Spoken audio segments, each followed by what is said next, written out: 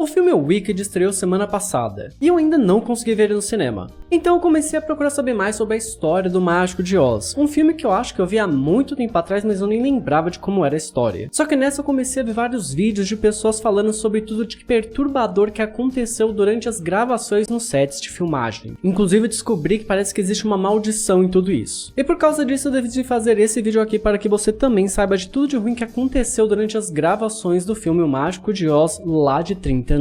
Inclusive, se você acha que o seu trabalho hoje em dia é ruim, eu te convido a ver esse vídeo até o final para você descobrir que talvez a sua vida e o seu trabalho tenham sido extremamente melhores do que da Judy Garland, que foi a protagonista lá que fez a Dorothy. Mas antes disso, eu sou o Luiz, seja bem-vindo ao The Verse, já peço para que se inscreva no canal e vamos ao vídeo. E eu quero começar falando sobre a protagonista porque o terror que é a vida dela antes mesmo desse filme chegar à luz do dia. A Judy Garland é uma atriz mirim que ficou muito famosa por causa do filme do Mágico de Oz. Mas ela já tinha sérios problemas muito antes de chegar a ver esse filme. A começar pelos pais extremamente abusivos que ela tinha. Ela mesma já dizia que ela somente era amada quando estava no palco, porque os pais dela não ligavam para ela. Inclusive, ela sabia que esse sonho de carreira era dos pais e não dela. Tanto que eles ficavam de uma maneira excessivamente ruim em cima para que ela nunca fizesse algo que pudesse acabar ou dar um problema na sua carreira. Dizendo, inclusive, numa entrevista que a mãe dela tinha inveja dela porque a própria mãe não tinha nenhum talento, a traumatizando desde cedo pelo resto da vida. E a família tinha várias questões extremamente problemáticas, com seu pai que na época era bissexual e extremamente contido e que acabava traindo a mãe de Judy. Além disso, Judy também conta que acreditava que a sua mãe conseguia diversos papéis para ela em troca de favores, se é que vocês me entendem. E tudo isso desde os 2 anos de idade. Mas até então, Judy já tinha feito alguns trabalhos, tinha até uma certa fama, mas nada que a colocasse no topo que nem o Mágico de Oz. Então a Judy assinou um contrato com a MGM. Sabe aquela produtora que tem um leão? Uau! Então, essa mesma. E logo de cara ela foi obrigada pela produtora, com o apoio de seus pais, a ter que começar a ter uma nova dieta em que ela tinha que tomar remédios para dormir e ela tinha que tomar remédios para ficar acordada, para aguentar os dias excessivos de gravações. E um dia de gravação naquela época podia chegar até 16 horas seguidas. E nós aqui lutando pela fim da escala 6x1.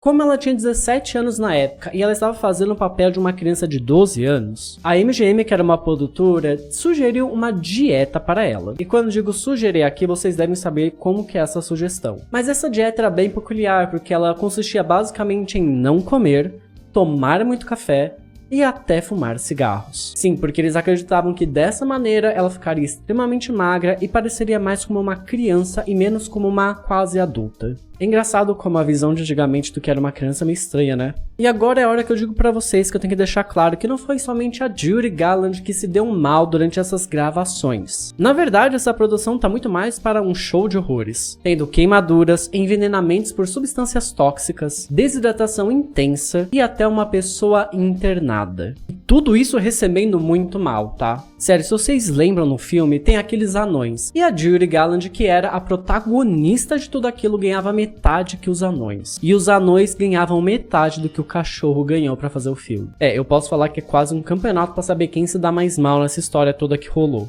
Agora, vocês lembram lá no filme como é que era? No início do filme, todos acreditam que a Dorothy, essa garota extremamente perigosa e forte, como podemos ver, levou de arrasta pra cima a bruxa má do lugar. E assim, eu já acho que o filme começou errado, porque você fala que uma criança daquela acabou com uma bruxa super poderosa, tá meio estranho. Mas aí a irmã dessa bruxa vem tirar a satisfação. Mas logo ela sai numa cena emblemática. Nessa cena, a bruxa sai com um feitiço de fogo, e que para a época era um efeito especial prático extremamente difícil de fazer, porque tinha que ser fogo de verdade. O problema é que aquele fogo pegou na atriz e ela acabou tendo queimaduras de 2º grau por causa disso. E assim, eu preciso lembrar que esse filme foi lançado em 1939, então fazem mais de 84 anos que ele foi lançado e naquela época não tinha essa ideia de que deveria ter um controle de qualidade e proteção para a saúde dos trabalhadores. E por causa dessa falta de cuidado, conhecimento e até vontade das empresas de cuidar das pessoas que trabalhavam nessas produções naquela época, todas as maquiagens eram feitas de qualquer jeito sem se preocupar se elas poderiam fazer mal ou não para quem estava usando. Literalmente, eles colocavam qualquer substância ali, independente se ela fizesse bem ou não pro corpo. Tudo que importava era o visual que ela teria no filme. E nessa, as maquiagens tinham na sua composição diversas substâncias que eram tóxicas tóxicas e nocivas para o ser humano. A tinta verde, por exemplo, tinha sido ingerida pela atriz que fazia a bruxa. Afinal de contas, eles pintavam o corpo inteiro, inclusive os lábios, então era muito fácil você acabar ingerindo qualquer coisa que tinha naquela tinta. E por causa disso, ela começou a passar mal por vários dias. E se isso não bastasse, a tinta penetrou tanto na pele dela que ela só conseguiu se livrar do resto da tinta meses depois que a produção já tinha acabado. Sim, a tinta ficou na pele da mulher durante meses após acabar o filme.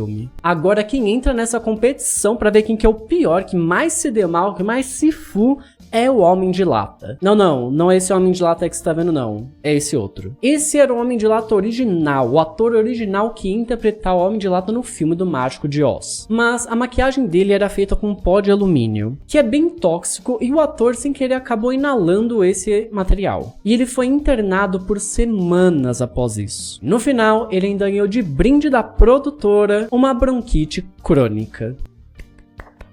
Não sei vocês, mas acho que pra mim ele tá no pódio, assim, de quem se deu mais mal em todo esse filme. Mas se você parou e pensou que agora essa produtora teria olhado pra isso e falar, nossa, a gente precisa ver melhor como é que vai ser isso, porque a gente não pode deixar mais que outra pessoa acabe internada, pensou errado. Não, no final, a MGM ainda é uma empresa capitalista de quase 100 anos atrás. E eles simplesmente descartaram o ator, deixaram ele às traças no hospital e o substituíram por um outro. Mas para que eles não tivessem mais o problema de perder um outro ator, eles trocaram de pó de alumínio para uma pasta de alumínio. E esse novo ator acabou contraindo uma infecção nos seus olhos por causa dessa pasta. Já outro aqui que também entrou no meio dessa competição é o Leão Covarde, que na minha opinião foi quem mais se deu mal por causa do calor de todo o set de gravação. Deixa eu te explicar. Aquela roupa que ele usava era feita com pele de leão de verdade, para parecer o mais realista possível. E aqui eu já vou tirar toda a problemática dos direitos dos animais, porque eu acho que isso nem deveria existir ainda naquela época. A pele de leão é uma pele muito grossa e quente. Ela é feita para aguentar certas temperaturas que, por exemplo, nós humanos não somos feitos. E isso tornava aquela roupa absurdamente quente. O problema é que o set tinha infinitas luzes que deixavam ainda mais quente todo o local. Só pra vocês terem uma ideia, eu tô com 2 ring lights e uma luz de teto, e eu já estou assim morrendo de calor. Imagina que naquela época as luzes não eram feitas de LED, elas eram feitas de outro tipo que emitia muito mais calor do que as nossas. Agora pensa num estúdio inteiro com essas luzes ligadas. Era tanto calor emitido que a temperatura média era de 40 graus no set.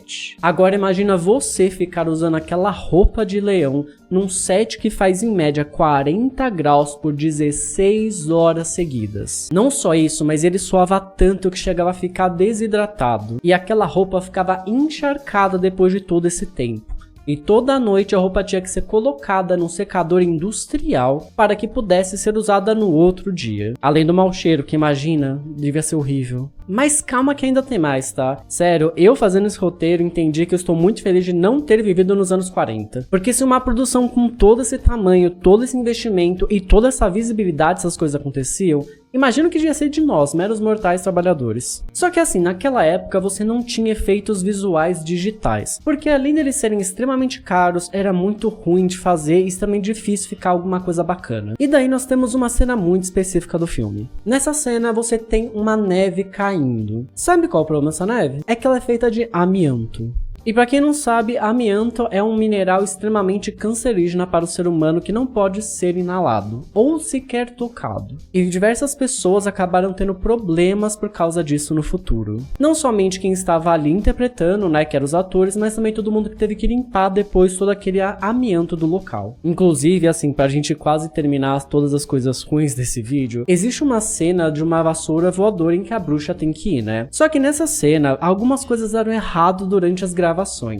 Então, a atriz que fazia a bruxa simplesmente se recusou a ir. Literalmente, ela se recusou, não vou mais. Deem o seu jeito aí, mas eu não faço a cena. E acabaram colocando uma dublê no lugar dela. Algo muito comum que acontece até os dias de hoje. Só que óbvio, como tudo nesse filme dá errado, a dublê acabou indo para o hospital ficar internada porque a vassoura explodiu. Agora, não me perguntem como é que uma vassoura explode. Eu não tenho essa resposta. E eu poderia até falar que eu poderia dizer mais coisas sobre o filme, sobre todas as coisas que aconteceram, mas eu acho que tá demais até pra esse vídeo. Eu não sei vocês, mas eu fiquei muito perplexo porque eu não conhecia nada dessa história tenebrosa que foi as gravações do Mágico de Oz. E agora que eu tava procurando saber sobre o novo filme pra relembrar tudo mais, eu me deparei com isso. Então me conta aqui nos comentários se você sabia de alguma dessas curiosidades ou se você nem imaginava que tinha sido todo esse caos. E eu acho que eu nem sei como finalizar um vídeo desse. Ah, eu sei sim. Não sejam presos.